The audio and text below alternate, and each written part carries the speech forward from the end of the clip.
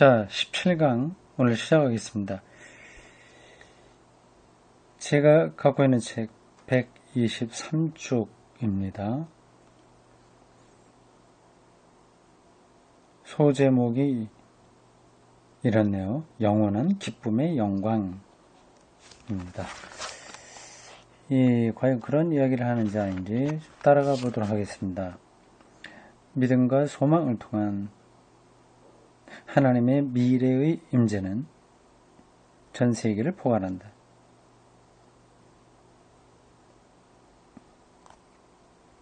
그것은 소수의 신자에게만 한정된 것이 아니다.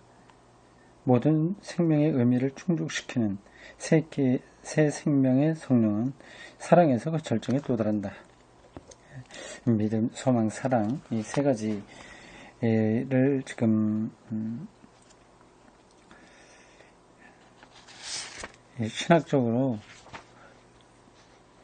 여기 교회론을 이야기하는 요 대목에서 정리하는 겁니다. 다시 한번 그 문장을 읽겠습니다. 믿음과 소망을 통한 하나님의 미래 임재는 이게 왜 이렇게 되냐 하는 것도 더 생각을 해봐야 되겠죠. 믿음과 소망을 통해서 하나님의 미래가 어떻게 여기 임재하는가 그런 것들을 따라갈 수 없으면 이 문장은 또 좀 겉돌게 돼요. 어떻게 우리 그거를 다 확인하면서 갈 수 있겠습니까? 신학적인 어떤 훈련이 필요하죠. 지금 다 몰라도 돼요. 자꾸만 가다 보면 이런 것들이 이해가 됩니다. 그러면 글 읽기의 속도가 나고요. 또 깊이 있게 더 읽을 수 있습니다. 믿음과 소망, 사람에게 나타나는 믿음과 소망이요. 우리가 예수 믿고 의로워진다 라든지 하나님 나라가 와서 완전한 생명이 일어난다는 것에 대해 희망, 이런 거를 통해서 하나님의 미래가 그 미래가 지금 여기에 오는 거죠.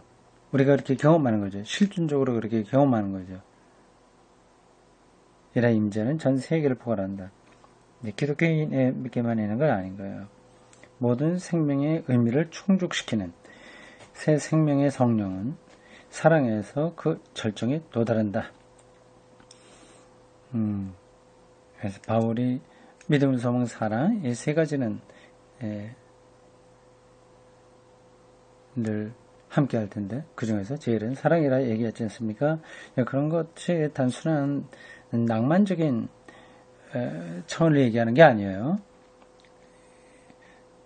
더 깊은 이야기입니다. 그래서 사랑은 내가 누구를 좋아한다 뭐 이런 거가 아니라 인간성의 완전, 인간의 완전성을 가능하게 하는 원천적 힘이라고 할 수 있습니다.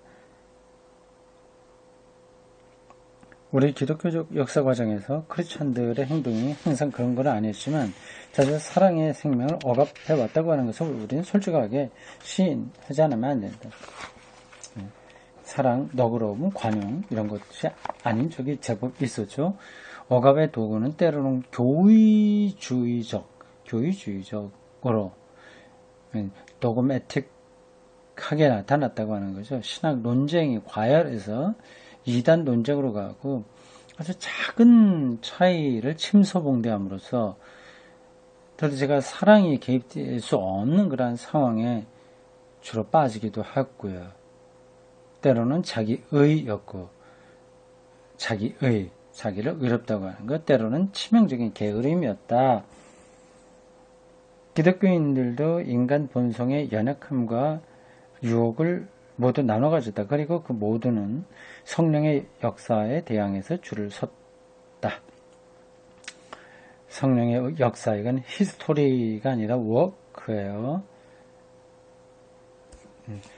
성령의 활동하심을 대항한 거다. 그죠. 자기를 오만하게 분리시키는 또 다른 길로 잘못 들어간 일도 있다. 기독교 역사를 보면 그렇다고 하는 거죠. 많은 사능도 있었고요.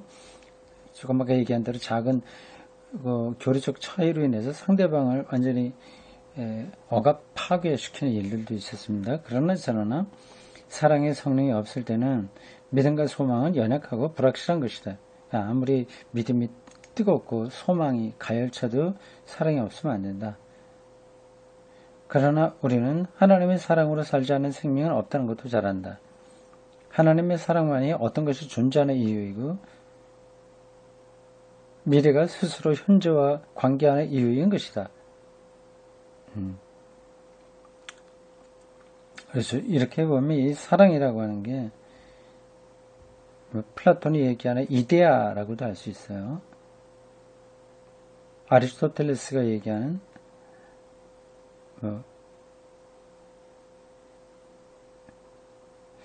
그 단어를 잊어버렸는데 하여튼 또 근원적인 어떤 거라고 할 수 있습니다. 그것에 의해서만 생명이 가능하니까요.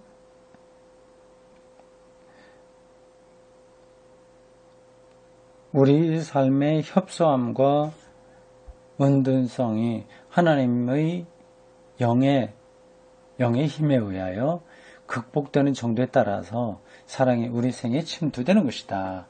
이 침투는 반드시 정서적 애정이라는 큰 물결로 올 필요는 없다. 누굴 뜨겁게 사랑한다. 이런 거로만 볼 필요는 없다고 하는 겁니다. 그러나 사랑의 침투가 있는지 없는지는 다른 사람들에 대한 너그러운 관심에 의해서 식별될 것이다. 그렇죠. 사랑이 있어야 서로 상대방을 이해하게 되고 차이가 있다고 하더라도 다른 건 다르다고 하더라도 관용을 베풀 수 있는 거죠. 사람이 인간의 생명을 사랑하고 형제의 궁핍에 봉사하고 서로 인간적 존엄을 불러일으킬 경우에 우리의 숙명적인 고립을 극복하는 사랑의 성령이 있는 것이다. 자폐적이고 퇴행적인 자기 세계 속에 빠져들어가는 거하고는 다른 거죠. 근데 그걸 가능하게 하는 게 사랑의 성령입니다. 믿음과 소망은 우리의 생을 사랑의 모험으로 개방한다.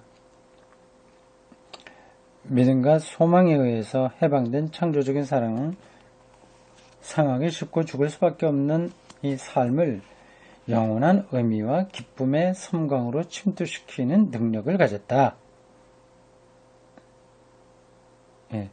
그리하여 우리는 이제 전체성과 완전성에서 오는 평화를 알 수 있다. 이 완전성과 전체성, 이게 앞으로도 계속 반복될 겁니다. 그러니까 부분적으로만 남아있으면 이게 충분한 게 아니잖아요. 생명의 전체성, 성명의 완전성, 이거하고 연결되어 있어야 되지 않습니까? 네, 거기서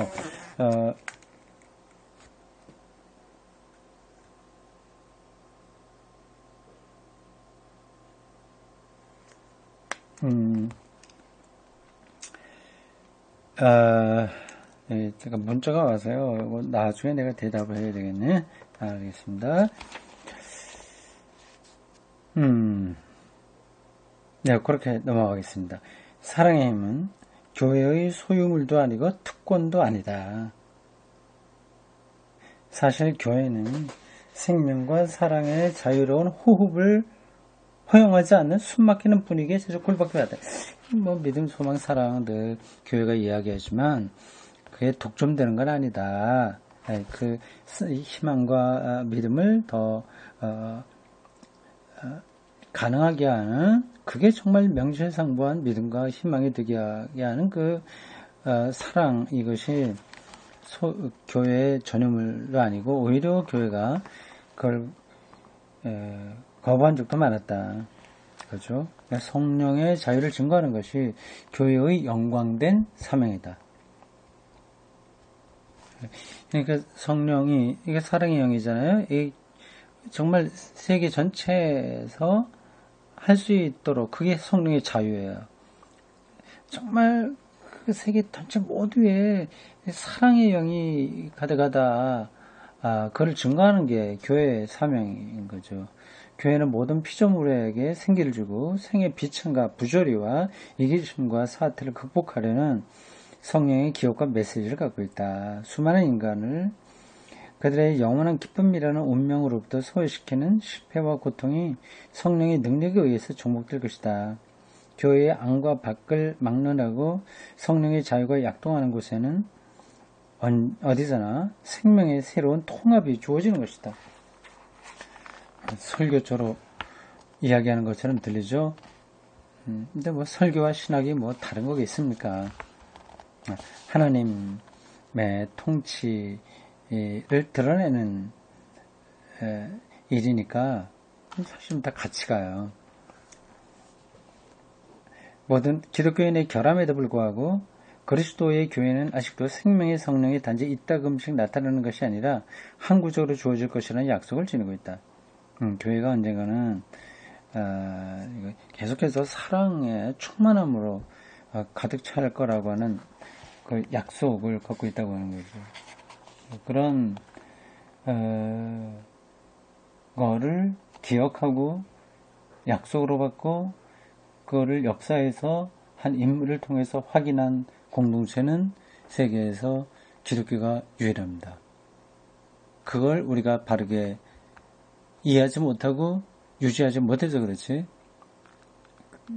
유일한 공동체라고 하는 것만은 분명합니다. 다음 성령과 치유. 사랑을 이야기하면서 성령의 완전하게 하는 힘이라고 했고요. 거기에 이제 치유 문제와 연관된다고 말하고 있네요. 성령과 치유. 신유 보통 얘기하잖아요.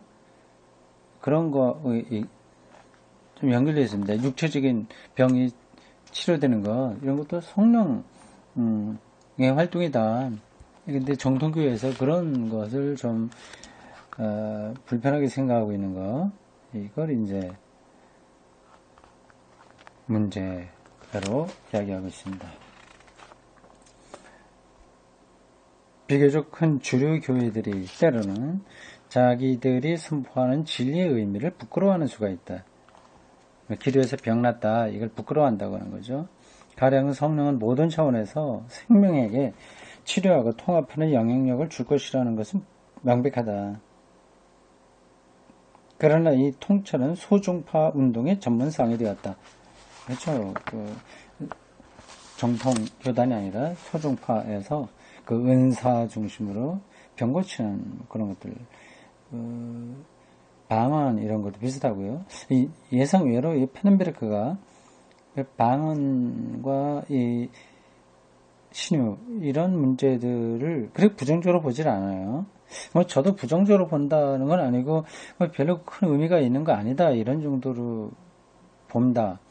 근데 이 사람은 여기서 지금 읽는 데서 확인할 수 있듯이 우리 소종파에서 있었던 그 일들이 성령의 생명을 치유하는 그 사건으로서 중요하다 그런 얘기를 하고 있습니다.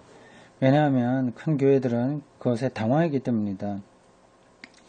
생명을 주시는 분은 한 분이시며 생명은 본질적으로 전체적인 것이다. 전체다.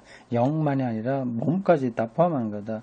그러니까 영의 구원만이 아니라 몸의 구원. 그러면 하나님의 도우심으로 병이 낫는다고 하는 건 당연하지 않냐는 겁니다. 뭐 저도 그건 전체하는 거고요. 다만 기도에서 병이 낫는다고 하는 걸 기계적으로 적용하면 문제라고 하는 거죠. 하는 분들이 당연히 그렇게 생각할 겁니다. 뭐 기도하는 즉시 이러한 뭐 병이 무조건 나은다. 전문적인 그 신유 집회 이런 것들을 인정하는 건 아니죠. 생명을 주시는 분은 한 분이시며 생명은 본질적으로 전체적인 것이다. 그래서 성령의 임재는 우리의 실존 안에 있는 해체 경향에 대결한다. 해체 경향이라고 하는 것은 영과 육을 나눠서 보는 거죠. 우리는 정신적인 평안뿐만 아니라 육체적 건강과 성령의 임재 사이의 관계를 봐야 된다. 성령과 육체적 건강의 관계. 성령은 생명의 근원의 완성이다. 그런 것 딱 외워두면 됩니다. 성령은 생명의 근원임의 완성이다. 제가 앞에서도 강조했던 겁니다. 이러한 명제 근거에서 이제 몸이 치료되는 거, 이것도 성령의 일로 보는 겁니다. 거기에는 아무런 마술도 들어있지 않다. 마술이 아니다. 우리는 성령에 의해서 주어진 정신적인 평안이 이 죽을 몸에 있는 생명의 육체적 조건들을 변화시킬 수 있다는 것을 이해할 수 있다. 동의한다 그죠. 만일 우리가 현재의 생명의 가면성을 무시하는 여러 가지 기만적 과정의 희생이 된다면 치유에 관한 이 주제 전체는 믿을 만한 것이 못 되고 만다. 이게 무슨 뜻이에요? 조금 명확하게 들어오지 않네요. 이 현재 생명의 가멸성, 그거는 언제가 없어진다고 하는 거, 소멸된다고 하는 무시하는 여러 가지 기만적 과정의 희생이 된다면 되게 영원할 것 같은 그런 기만 속에 빠진다고 하는 건가요? 네, 그런 정도로 넘어가겠습니다. 성령의 신적 존엄에 대한 우리의 경외심은 마치 성령이 인간에 의해서 조종될 수 있기라고 한 것처럼 기도와 기타의 조작을 이용하려고 하는 어떤 시도도 하지 못하게 한다. 그거군요. 그러니까 안수해갖고 막 성령 받아라 해서 뭐 마귀야 물러나라 한다든지 해서 병을 고친다고 하는 거, 이건 아니다 그 하는 거죠. 그러나 상기한 모든 것을 말한 연후에도 우리는 하나님의 영의 임재가 생명의 모든 차원에서, 당연히 육체까지 포함하는 거예요. 생명의 모든 차원에 대해서 치유적 영향력을 행사할 수 있으며 인격적 통존을 향해서 작용한다는 사실을 부인할 수는 없다. 혹은 이것을 부인하고 교회의 생명 안에서 얼마나 많이 성령의 임재가 억압당하고 있는지를 잊어버리는 편이 더 편리할지도 모른다. 크리스찬들은 그들의 생활에서 참으로 인간적인 삶의 충족성을 보여줘야 한다. 그렇게 되면 거기까지요. 우선 삶의 충족성, 완전성 이런 것들이 강조되고 있습니다. 그래서 성령은 우리 영혼만이 아니라 육체까지 포함한 전체를 충만하게 하는 분이니까 육체 병의 치료 이런 것들을 축소시키거나 무시하면 안 된다고 하는 겁니다. 그게 어떤 마술처럼 어떤 기술적으로 하는 게 물론 아닌 거고요. 그건 전제를 하는 겁니다.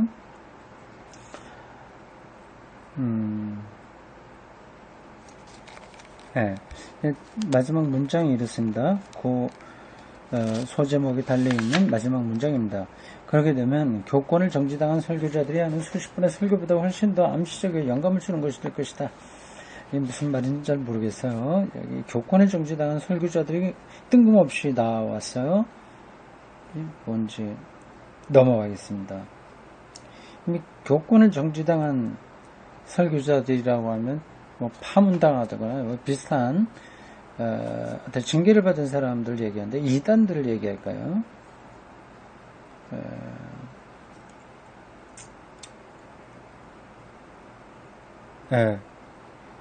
어쨌든 이 대목에서 삶의 충족성이 정신만이 아니라 우리 육체까지 다 포함하는 거다. 그렇게 생각하시면 되겠습니다. 그 다음 126줄 중간 밑에 쪽에서부터 다시 새로운 소제목이 달려있는 대목이 시작됩니다. 대체할 수 없는 사회적 공헌입니다. 생명의 완전성, 전체성 뭐 그런 것들을 쭉 얘기해요. 사랑을 가능하게 하는 힘이 성령이고요. 근데 그 성령은 우리의 몸까지 치유한다, 고친다고 하는 겁니다. 이제 나오는 거 보면 소제목을 통해서 우리가 알 수 있네요. 사회적 공헌도 필요하다. 그것도 성령의 치유하는 힘이다, 영역이다. 그렇게 볼 수 있습니다. 사적이고 개인적인 삶에 있어서 통합에 대해서만 말하는 것은 온당하지 않다. 개인적으로 병이 치료되는 거, 여기 해서만 전체성을 말하면 안 되고요. 충분하지 않습니다. 순수한 기독교 신앙에서 흘러나오는 통합력은 공적이고 사회적인 영역에서도 영향을 발휘한다. 사회 윤리적인 차원입니다. 하나님 임재에 의해서 활력을 얻은 신앙은 공공의 삶에도 관계를 가진다. 세속 문화는 인간 활동의 점진적인 전문화의 특징을 가진다. 이 문화에 있어서 영혼자의 현존에서 개인들을 생의 전체성에 접근시킬 수 있다면 가장 큰 사회적 공헌이다. 영혼자의 현존, 영혼한 분은 하나님이죠. 성령이라고 할 수 있습니다. 아주 다양하고 다원화된 이 세속 문화 속에서 하나님이 여기 와 있다, 여기 현존한다 고 하는 사실을 통해서 개인들의 삶을 완전하게 하는 것, 전체성과 연관시키는 것, 이런 것들을 하면 교회가 사회적 공헌을 잘하는 거다. 그게 핵심이다 하는 거죠. 이것은 사회 안에서의 교회의 큰 공헌이다. 그 밖에 모든 공헌은 다 이체적인 것이다. 여기서요, 생의 전체성에 접근시킬 수 있는 것, 생의 전체성. 그거는 미래하고 연관될 때만 가능하거든요. 궁극적인 생명과 연관될 때만 가능하거든요. 교회가 사회와의 관계에서 해야 될 일의 가장 근본은 바로 이 개인들을 생명의 전체성에 접근시키는 겁니다. 도대체 영원하신 하나님의 현존에서 개인들이 그들의 생의 전체성과 완전성을 부여하는 힘과 만난 일에 교회 밖에 다른 어떤 제도가 전적으로 관심을 가지는가? 정치는 물론 그렇게 못하고요. 심리학 이런 것들도 부분적으로 우리를 위로하지만 아니고요. 그렇습니다. 하나님만이 사회 활동의 모든 차원에서 참다운 인간적인 삶의 통합을 가능하게 하는 근원이다. 이 통찰이 교육, 직업, 주택 문제에서 평화와 인간 존엄을 위한 크리스찬의 투쟁을 고취한다. 모든 삶의 영역에서 투쟁적으로 우리가 할 수 있는 힘이 바로 거기서 나온다고 하는 겁니다. 살아있는 교회는 바로 영혼자의 현존,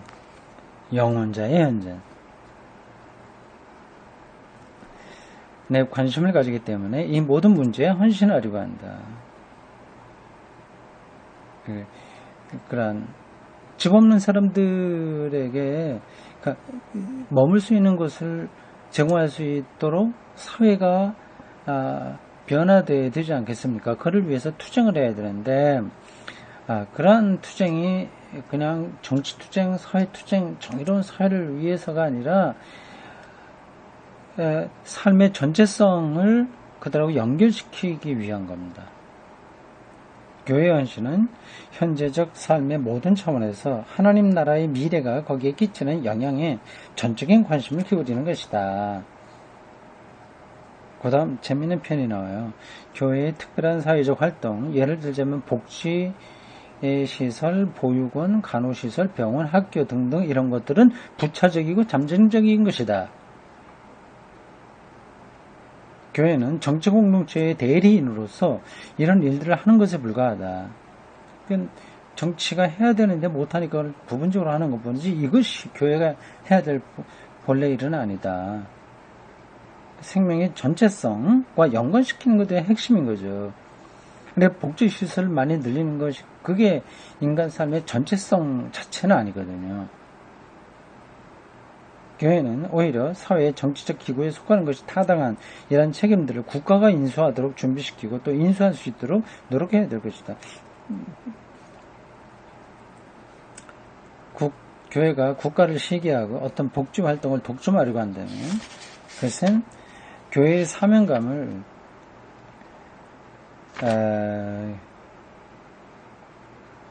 기묘하게 곡해하는 것이다.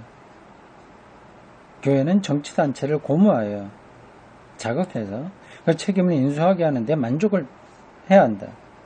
교회에 대체할 수 없는 유일한 사회적 공헌은 삶의 궁극적 신비, 그 전체성, 즉 영원한 하나님과 역사 안에 있어서 하나님의 목적에 인간을 직면하게 함으로써 인간적 삶의 인격적 통합을 이루는 것이다.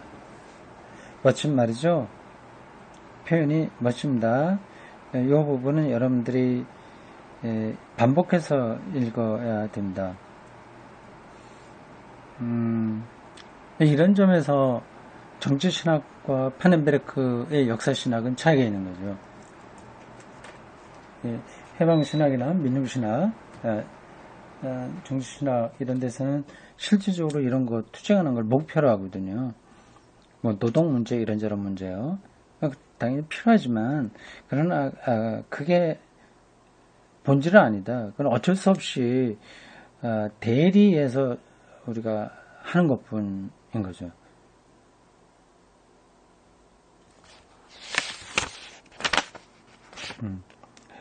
완전한 인간이란 우리의 삶을 초월한 삶의 궁극적 신비를 지각하는 인간이다. 모두 중요한 표현이에요.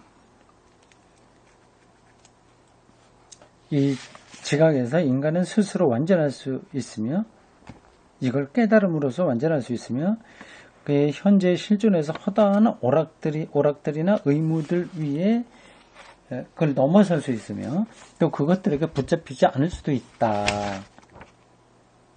우리 삶을 초월한 생명의 궁극적 신비를 아는 거죠. 그래야 이런저런 뭐 오락 프로그램이나 시간을 끌기 위한 그런 많은 그런 이런저런 뭐 재밌거나 뭐 지루하거나 그런 것들 그걸 넘어설 수 있는 거죠. 그는 허다한 오락과 의무는 노동의 의미 뭐 이런 거겠죠. 뭐 해야 될 일들 오락과 의무가 그의 시간과 능력에 대하여 제한된 요구밖에 갖지 못했다는 것을 인식한다. 그런 것들을 무관하게 사는 건 아닌 거죠. 근데 그런 것들은 우리 삶의 제한적인 요구만 하는 거예요. 그걸 알게 되는 거죠.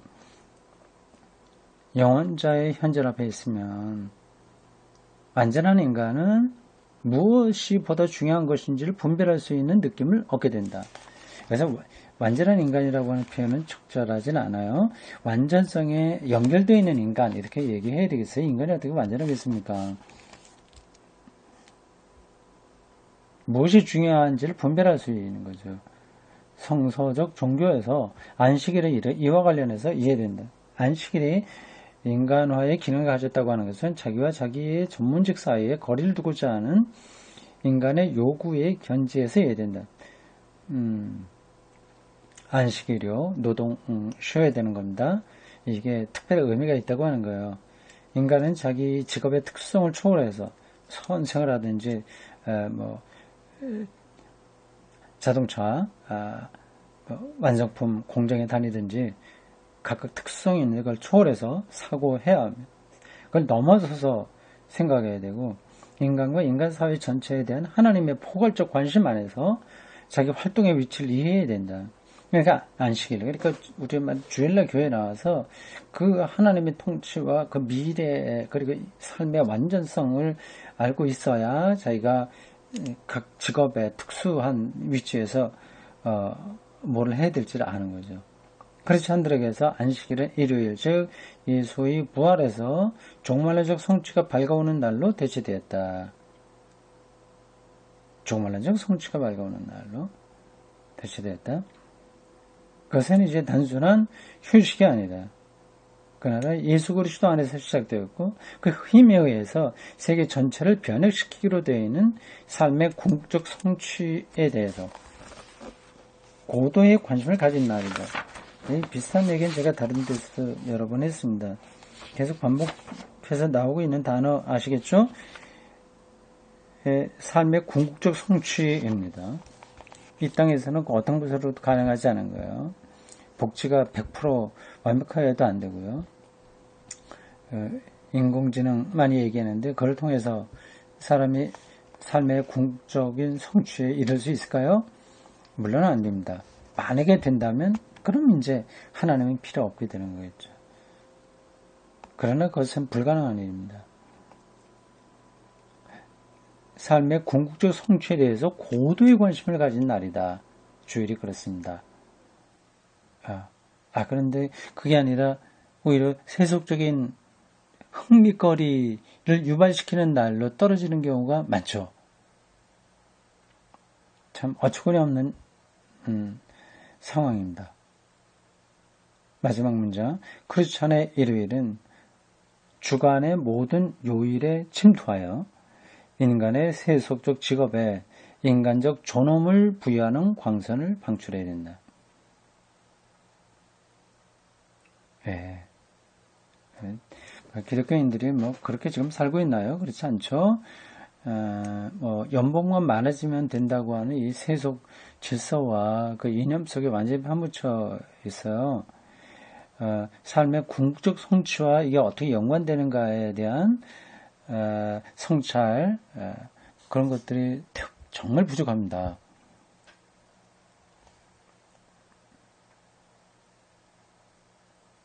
네, 여기까지 하겠습니다.